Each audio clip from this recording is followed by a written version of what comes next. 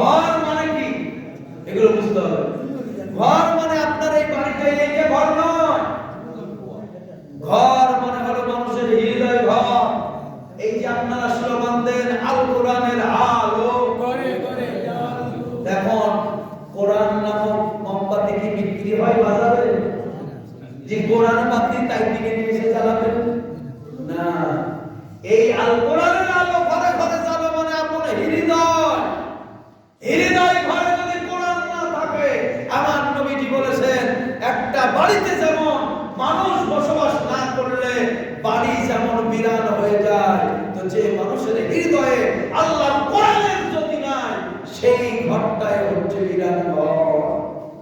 আল কোরআনের আলো ঘরে ঘরে জ্বালো মানে কোরআন কিনে নিয়ে এসে বাড়ির মধ্যে ভরো আর চুপচাপ বসে থাকো, এটা নয়। নবীজির সেই জোশ, আপনার নূরের জ্যোতি প্রত্যেকটা মানুষের হৃদয়ে হৃদয়ে পৌঁছে গেল, প্রত্যেকটা ঘরে পৌঁছানো মানে হচ্ছে এটা। মা খাদিজা স্বপ্ন ভেঙে যখন গেল, আশ্চর্য হয়ে গেলেন স্বপ্নের অবস্থা কি হবে জানার জন্য। সেই সময় ওনার চাচাতো ভাই বড় আলেম ছিলেন, তিনার কাছে গেলেন। স্বপ্ন দেখে আপনার চাচাতো ভাই ওয়ারকা বিন নফল বড় খুশি হয়ে গেল। মানে এত সুন্দর স্বপ্ন, তার অর্থ এত সুন্দর। খাদিজা, তোমার নসিব বড় জোরালো, তোমার নসিব বড় ভালো। বলে কেন? বলে এই কারণে আখির জামান পয়গম্বর, তিনার নাম হবে মুহাম্মদুর রাসূলুল্লাহ সাল্লাল্লাহু আলাইহি ওয়াসাল্লাম। তিনি হবেন তোমার স্বামী আর তুমি হবে তার প্রথম স্ত্রী। আপনি বলছেন হ্যাঁ, মা মরে গেলে মা পাওয়া যাবে না, স্ত্রী মারা গেলে স্ত্রী পাওয়া যাবে। খারাপ তো জানিস না, কোরআন বুঝিস? মা খাদিজা ইন্তেকালের পরেও নবীজি মা খাদিজার নামে দান করেছে। তুমি হাদিস আগে পড়ো, কোরআন আগে বুঝো। মা খাদিজার কবরের পাশে আল্লাহর রাসূল দোয়া করেছেন, নবীজি দান করতেন খাদিজার নামে। বুখারী শরীফ খুলে তুমি দেখো। তুমি কি বলছো? মানে মায়ের কাজ করলে মানুষ একটু মুগ্ধ হয় তো, হ্যাঁ, মানে নিজের ফায়দার হওয়ার জন্য মায়ের না, মাকে মায়ের জায়গায় রাখো, বাপকে বাপের জায়গায় রাখো। স্ত্রীর সঙ্গে মায়ের তুলনা করো না, মাকে স্ত্রীর সঙ্গে তুলনা করো না। স্ত্রীর মর্যাদা আমার নবী বুঝিয়েছেন। কি সুবহানাল্লাহ! আপনি জানেন মা আয়েশা একদিন নবীজিকে বলছেন, হুজুর আপনি বেশিরভাগ খাদিজার আলোচনা করেন কেন? যেটা খুব পছন্দের জিনিস দেখবেন আপনার মুখ থেকে তার নাম বারবার হবে না। যারা আপনি ভালোবাসেন তার গুণগানও করতে আপনি ভালোবাসেন। তো আল্লাহ রাসূল প্রায় মা খাদিজার কথা বলতেন, খাদিজা এই করতো, খাদিজা এই করতো, খাদিজা ওই। তো মা আয়েশা একদিন রাসূলকে বলছেন, হুজুর একটা কথা বলতে আপনি মনে করবেন না। বলে কি? খাদিজা তো ছিল আপনার বয়সটা মেয়ে, বুড়ি মেয়ে, এই শব্দ ব্যবহার করেছিলেন। আর আমি আয়েশা তো কুমারী, আপনি আমারে কুমারী অবস্থায় পেয়েছেন, আর খাদিজা তো বুড়ি অবস্থায় পেয়েছেন। তাহলে খাদিজা খাদিজা করে এমন লাভ কি? সুবহানাল্লাহ! আমার নবী, আপনার নবী শুধুমাত্র এই কথা শোনান, দয়াল নবী মা আয়েশাকে যা ভালোবাসতেন, আজকে মনে হচ্ছে মা আয়েশাকে একবার ধ্বংস করে ফেলবেন। নবীজি এত রেগে গেলেন, এত রেগে গেলেন। নবীজির চেহারা মোবারক আগুন জ্বললে যেমন লাল হয়ে যায়, ঠিক মা আয়েশা বলছেন এই কথা শোনা মাত্র আমার নবীজির চোখের দিকে আর চোখ রাখতে পারলাম না। নবীজির চেহারা মোবারক একেবারে রক্ত বরণ লাল হয়ে গেল। রাগ নবীজি হজম করেছে। ওই রাগে যদি নবীজি নজর দিতেন, আয়েশা জ্বলে পুড়ে ছাই হয়ে যেত। আল্লাহর হাবিব কিছুক্ষণ এই অবস্থায় থাকার পরে মা আয়েশা বলছেন, হুজুর আমার বেয়াদবি হয়ে গেছে, ক্ষমা করবেন। নবীজি আবার পুনরায় নিজের হালাতে যখন আসলেন, আসার পরে তখন বলছেন আয়েশা রে, জীবনে যতদিন বেঁচে থাকবা এমন শব্দ আমার খাদিজা সম্পর্কে বলিও না। তোমরা তো আমার সুখের সময় তোমরা স্ত্রী, আর আমার খাদিজা যখন আমার পাশে দাঁড়ানোর মতো কেউ ছিল না, সেই সময় আমার খাদিজা আমার পাশে গাইড করেছে। তুমি স্ত্রী কি জিনিস বুঝো না, নবীকে দিয়ে বুঝো। ভাইরা আমার, হুজুর এসেছেন লম্বা চওড়া করবো না, আপনারা যখন অনুমতি দিয়েছেন তাই দুটো কথা বলছি 2-5 মিনিট। মা খাদিজা বলছেন ভাইজান, আমার 2-3 বার বিবাহ হয়েছে, দুটো স্বামী আমার ইন্তেকাল করেছে, অনেকেই আমাকে অফার দিয়েছে বিবাহের, কিন্তু আমি কারো বিবাহ প্রস্তাব গ্রহণ করিনি।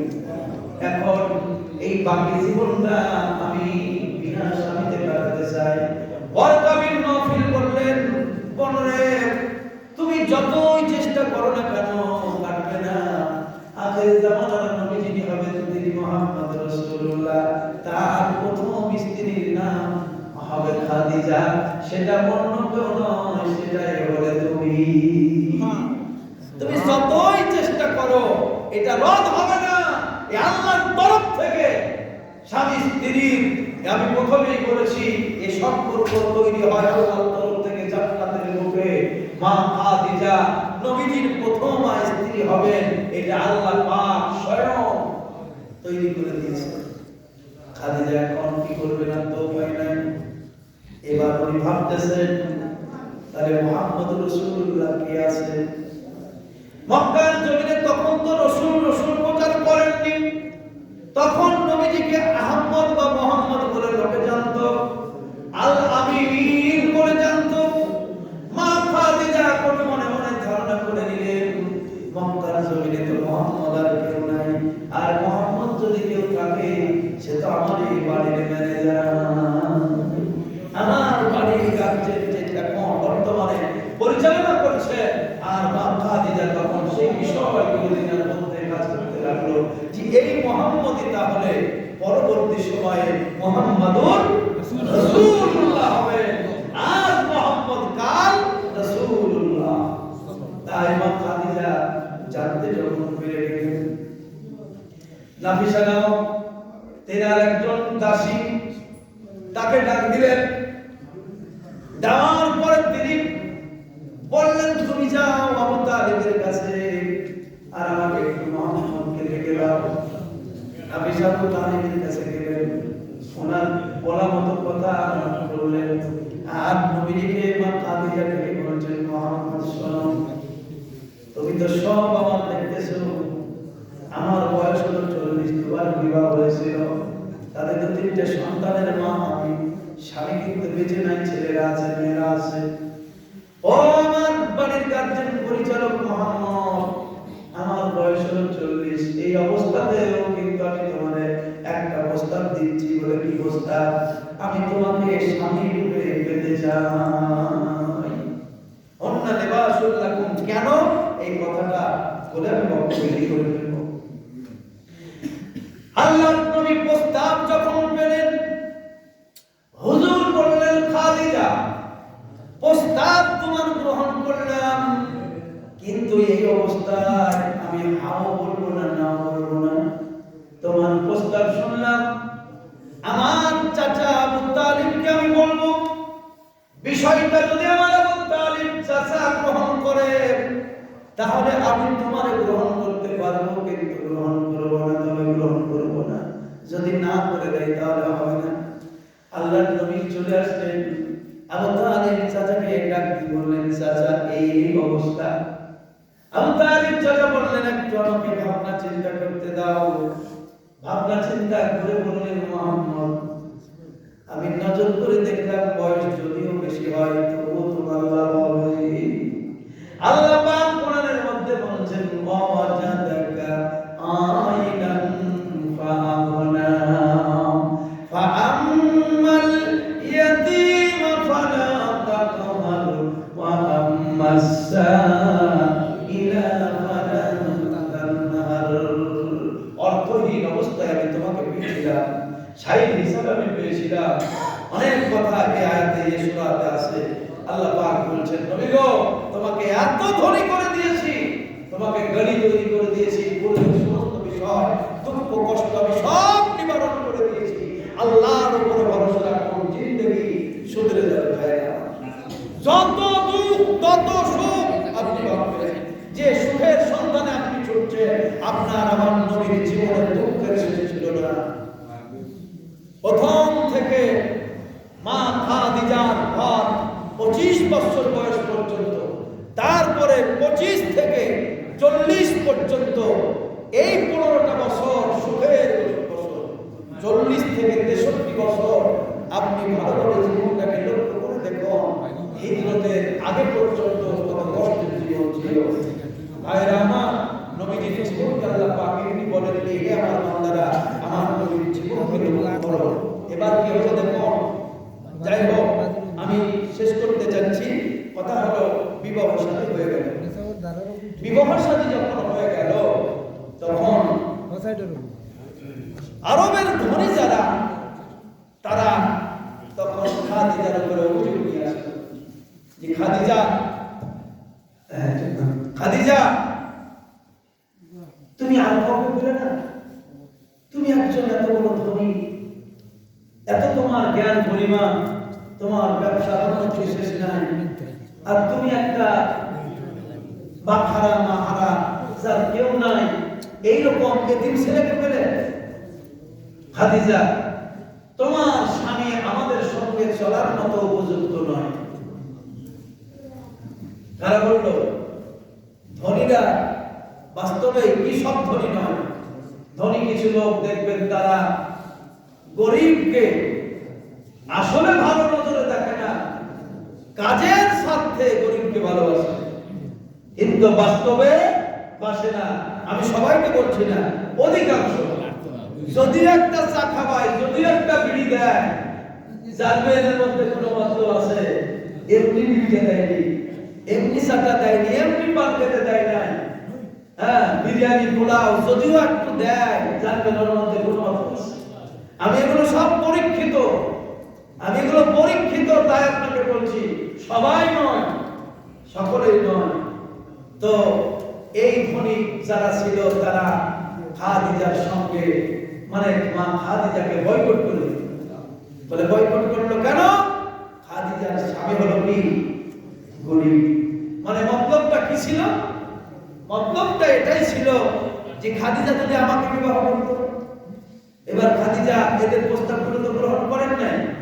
হ্যাঁ, উনি নবীকে দেখেছেন যে উনি কি বস্তু, তাই উনাকে বিবাহ করেছেন। উনি তো আসলে বিবাহ করতেন না, এটা আল্লাহ পাকের তরফ থেকে ইশারা, সেই কারণে উনি বিবাহ করেছেন। মা খাদিজার এই কথাটা খুব খারাপ লাগলো। আপনি লক্ষ্য করে দেখবেন, যে স্ত্রীকে আপনি ভাবছেন ওই একই কথা বারবার আসছে, মা মরে গেলে মা পাওয়া যাবে না, স্ত্রী মারা গেলে স্ত্রী পাওয়া যাবে। বন্ধুরে কখনো নয়। স্ত্রীর মতো স্ত্রী যদি হারিয়ে যায়, জীবনে মা স্ত্রী আর পাওয়া যাবে না। কেমন স্ত্রী মা খাদিজা, আপনি লক্ষ্য করে দেখবেন, যারা বাস্তবে স্ত্রী পৃথিবীর সব ত্যাগ করতে পারে, কিন্তু একজন স্বামীকে স্ত্রী ত্যাগ করতে পারে না। স্বামীর মহব্বতে ভাই ত্যাগ করে, মা ত্যাগ করে, বাপ ত্যাগ করে। আমার মা খাদিজা আরবের মানুষকে ডাক দিলেন, শোনো। আরবের মানুষ একত্রিত হলো।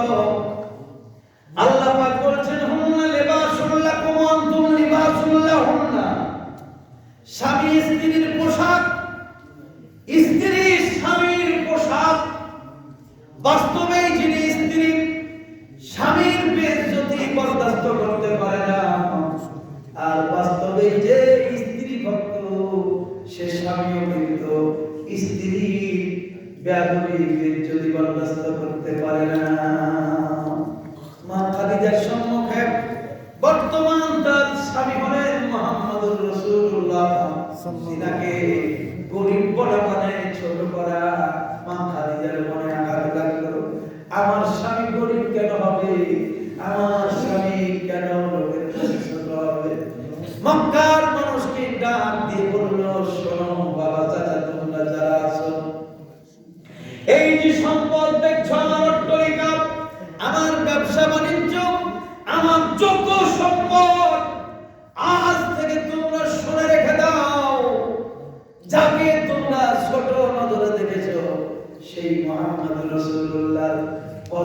তলায় আমার যত মাল সম্পদ আজকে আমি ওখানে কুরবানি দিয়ে দিলাম। মাল দৌলত তো দূরের কথা, আমার জীবন, আমার দেহ, আমার জীবন যৌবন যা আছে আমার বলে আর কেউ নাই, সব আমি নবীর কদমে দিয়ে দিয়া আমি নবীর অধীনে জীবন ধারণ করলাম। আমার বলতে আর কিছু নাই, এই গরিবটা সবার আগে জান্নাত যাবে। মৌলভী সাহেবরা একটা ওয়াজ করে, গরিব মানুষ আগে জান্নাত যাবে, কিন্তু আদৌ জানে না কোন গরিব, আদৌ জানে না কোন গরিব। ভাবছে ওই ভিখারি রাস্তাঘাটে ভিক্ষে করে এরা গরিবের আগে জান্নাত যাবে। ওরা যদি আগে জান্নাত যায় বড় বড় কোলা দান করবে কি গো? এই মসজিদটাতে মনে করুন কেউ দিয়েছে 2 লক্ষ টাকা আর আমি দিয়েছি 5 টাকা, তো বড় আগে যদি আমি জান্নাতে যাই তো রাগ হবে না? মারামারি লাগবে না? লাগবে না? ঝগড়া হবে না? হবে না? তাহলে এই গরিবটা কোন গরিব সেটা আগে বুঝতে হবে, যে গরিব আগে জান্নাতে যাবে, মানে আমার মতো ওই ভিক্ষুক নয়। এই মা খাদিজা হলেন আজকে গরিব, যার সব কিছু থাকা সত্ত্বেও সব কুরবানি দিয়ে দিলেন, দেওয়ার পরে নিঃস্ব হয়ে গেলেন, আমার বলে আর কিছু নাই, যা আছে সব মানুষের মুখে ছাই পড়ে গেল। যারা কিছুক্ষণ আগে বলেছিল মোহাম্মদ গরিব, তারা আজকে বাপ হয়ে গেল খাদিজা দিয়ে কুরবানি দিয়ে। তাই আল্লাহ বলছেন স্ত্রী হলো তোমার পোশাক, কত সুন্দর পোশাক মা খাদিজা, সমস্ত কিছু ঢেকে নিয়ে গায়ের পোশাক তৈরি হয়ে নবীজির ইজ্জত বাড়িয়ে দিলেন না, কমালেন। আল্লাহ পাক সেই কারণে বলছেন স্ত্রী হলো তোমার পোশাক, স্বামী হলো তোমার পোশাক। ভাইরা অনেক কথা, ছোট মানে অল্প সময়ে বেশ কিছু কথা রাখলাম, সারা জীবন ওয়াজ শুনবেন, আমল করবেন না এমন নয়।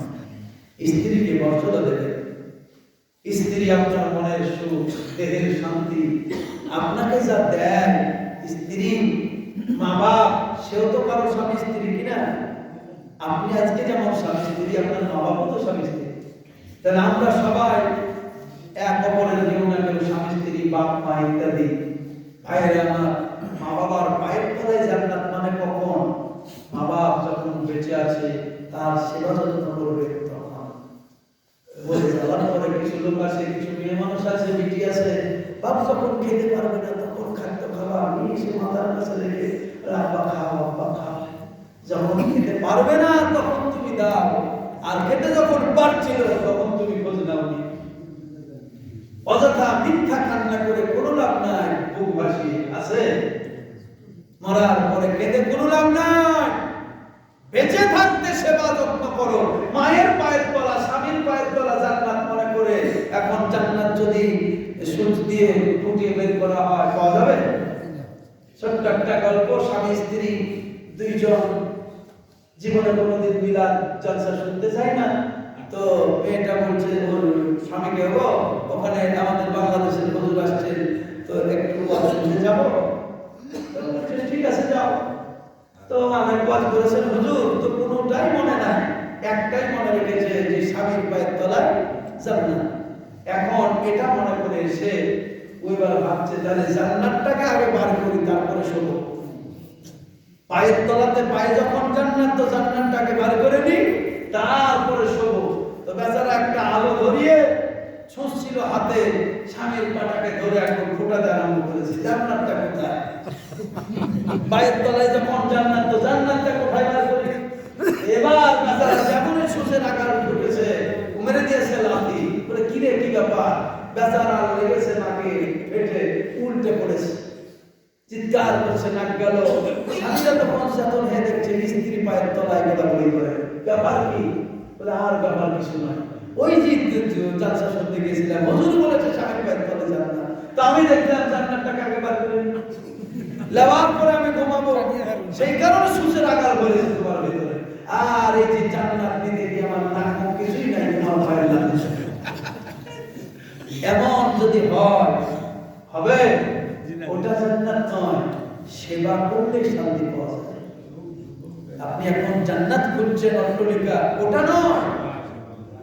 মা বাপ বেঁচে আছে, তার সেবা যত্ন যদি করেন, সে যদি আপনার উপরে সন্তুষ্ট হয়, আপনার জান্নাতের অভাব নাই।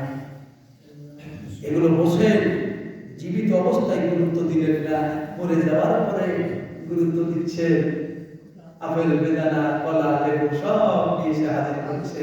বাবা কোথায় ধর্ম, সেটা বুঝে ধর্ম পালন করুন। আল্লাহর কসম করে বলছি, ইমানদারের জন্য জাহান্নাম নয়, কিয়ামত নয়। কিয়ামতের যে ভয় দেখায় বলবি সাহেবরা, যে কিয়ামতের মাঠে কি হবে, আমার কোরআন সাক্ষী আছে, টাইম নাই। কিয়ামত কিসের কিয়ামত, কার কিয়ামত, এগুলো জানতে হবে। কিয়ামতের দিন কোনো ইমানদার থাকবে না।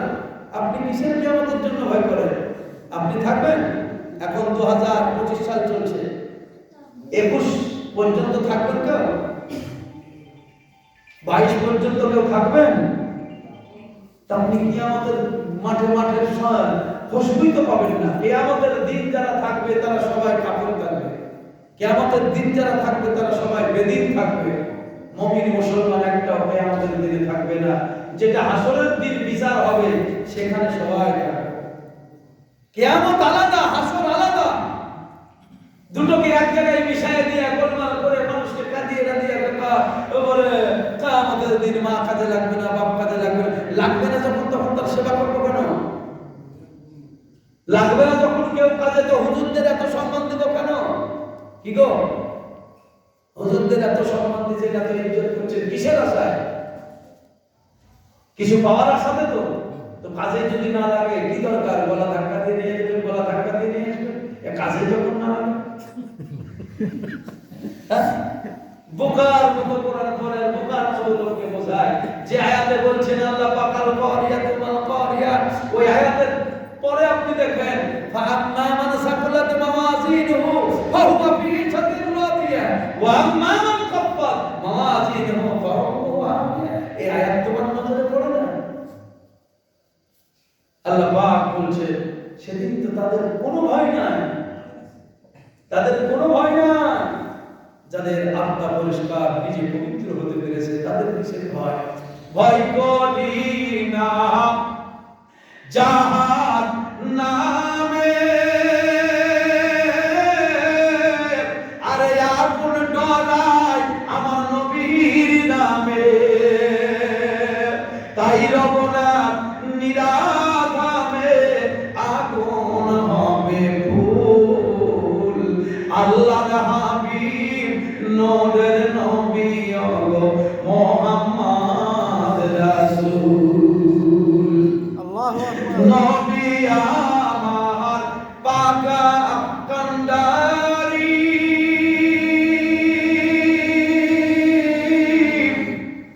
আর শক্ত হাতে ধরবেন তরি।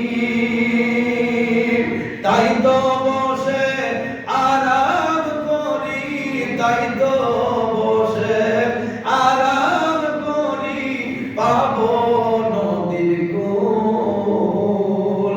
খোদার নূরে তৈরি গো আমার মুহাম্মদ রাসূল। আল্লাহর নূরে তৈরি গো আমার মুহাম্মদ রাসূল। জান্নাতের ওই ঘোর পরি, আর নিবে মোদের বরণ করিয়ে। জান্নাতের ওই ঘোর পরি, আর নিবে মোদের বরণ করি। গলায় দিবে ফুল। খোদার নূরে তৈরি গো আমার মুহাম্মদ রাসূল। ইয়া রাসূলুল্লাহ।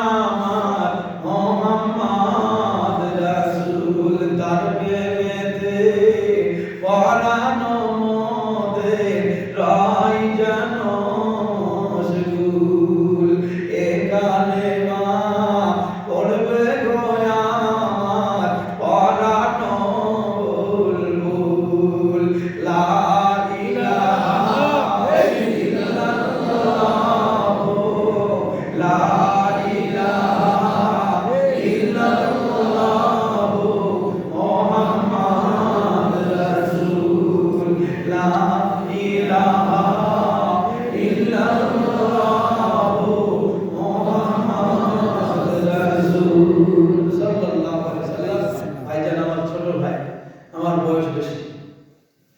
ছোট্ট ভাই আমার এসেছেন, অনেকক্ষণ কষ্ট দিলাম, ওনার মুখ থেকে